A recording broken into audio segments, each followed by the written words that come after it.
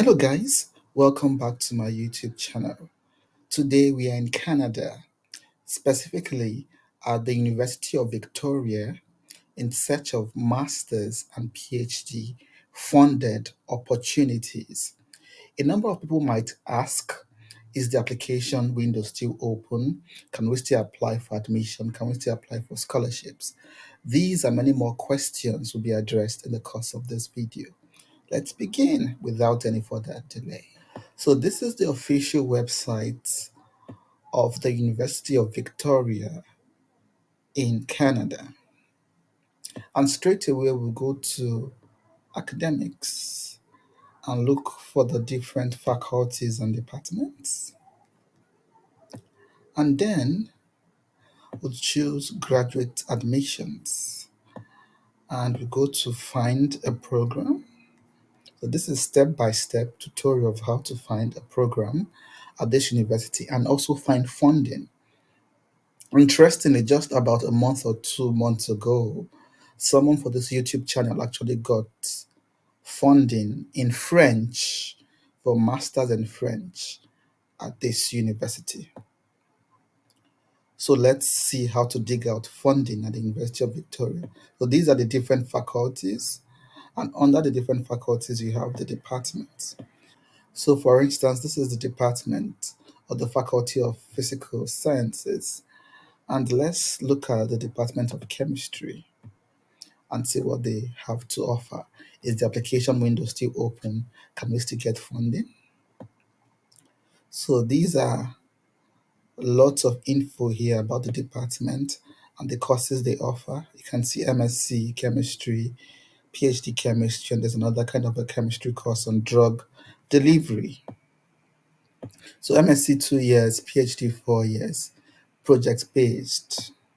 And these are their key areas. For you to be admitted for this course, you need to find a supervisor. So you go to the faculty list and send the supervisors what they call a code email or a code mail. In case you do not know how to write a code mail or why you even need to write a code mail, you might want to check out one of my videos. So I did a video some time ago on how to write a code mail to a supervisor. Since this department requires it, you might need to write a very good one to be considered in the first place.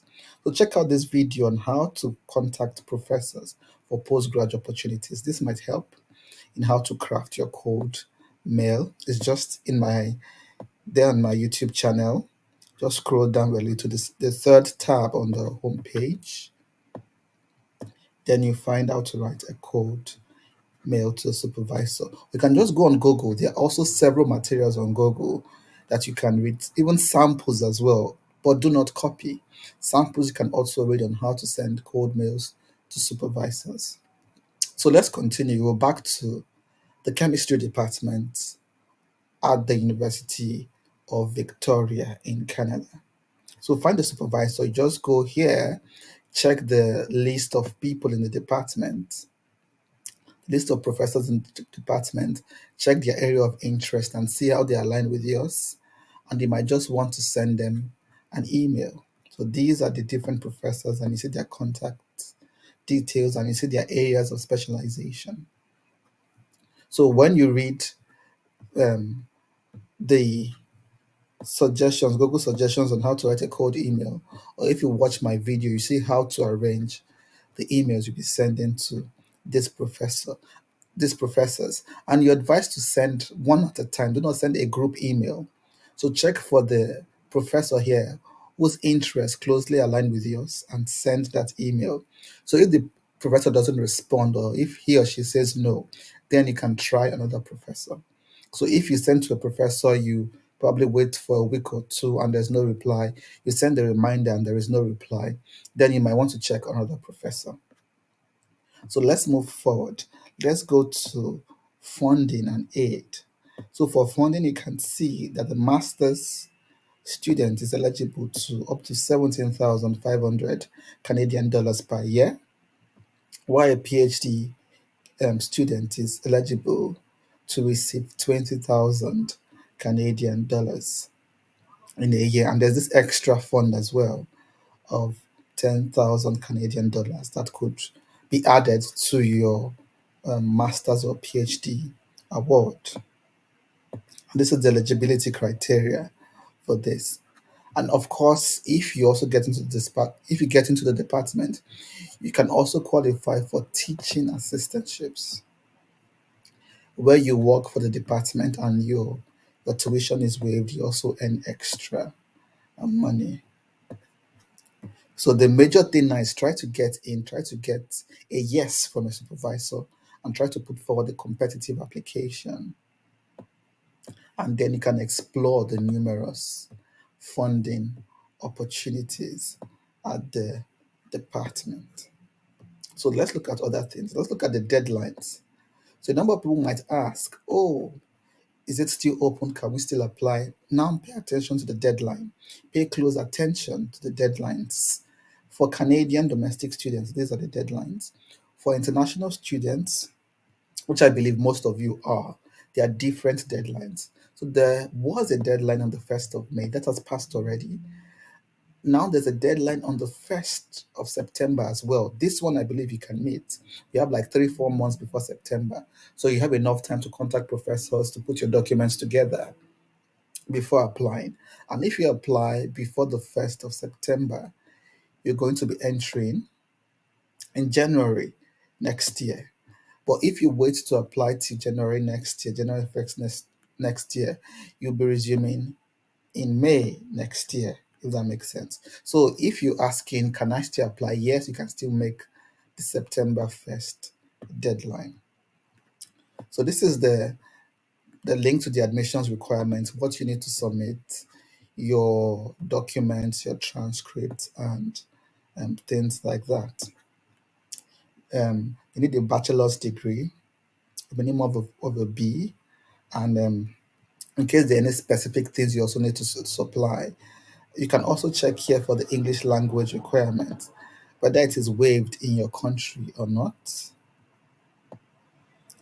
It's also important to check. You can also send them an email to clarify, since there is time, that, oh, I studied with the English language. Do I still need to write an English language test and things like that? Or if you have a test result already, good for you. So we're back. And then I must say that there is an application fee to be paid. So if you're Canadian, you're paying $131. If you are an international student, you're paying $169. So you want to start saving up for this as well, because I do not see anywhere about waivers, to be honest. I do not see anything about waivers. So you have to start looking for how to get this as well. So when you receive a yes from a supervisor, put your documents together and also start gathering the resources you need, especially for to pay things like the application fee waiver. So this is chemistry, and different departments might have slightly different dates or different applications requirements. So you have to pay attention to that. It is very important. So let's check, for instance, some other departments. Let's go to the languages, for instance, and see if they have similar or different dates and requirements. So this is French. As I said, someone got into this program from this YouTube channel. They also require you to find a supervisor, as you've seen here. And the list of some of them are already here, so you can always contact them with the code email format I told you about. Then you can see the financial opportunities here as well. The funding opportunities here as well. The application fee we talked about. And the deadline for this one is May 31st. If you're still interested in applying for French at UVic, your application should get in by May 31st. However, it says here that if you intend to be considered, if you want to be considered for fellowships, that's scholarships, you have to send it in by February 1st. And that's passed already, I must say. That's passed already to be qualified for these fellowships and scholarships we talked about. And there's just one entry points. So unlike chemistry where you had like three different entry points, for this course there's just one entry point, and resumption is in September. So you can see the different variety I'm talking about.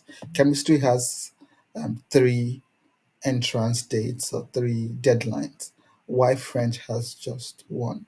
So we could check one other field to see what is happening. We've checked the practical sciences, we've checked languages. Let's check business, economics, and law. Let's go to the law department and see what they have to offer. So this is law. They have both masters and PhD. I think French has just masters. So both masters and PhD for law. Their areas of specialization. You also need to look for a supervisor. The same funding package we talked about. The application fees and deadlines. So there's also just one deadline for this course. That's December 10th. December 10th, just one deadline for September entry. So it means if you're targeting this university for this year, it's a little bit late. But for next year, you need to submit by December this year, if that makes sense. Let's do for engineering. Let's do for civil engineering and call it a day.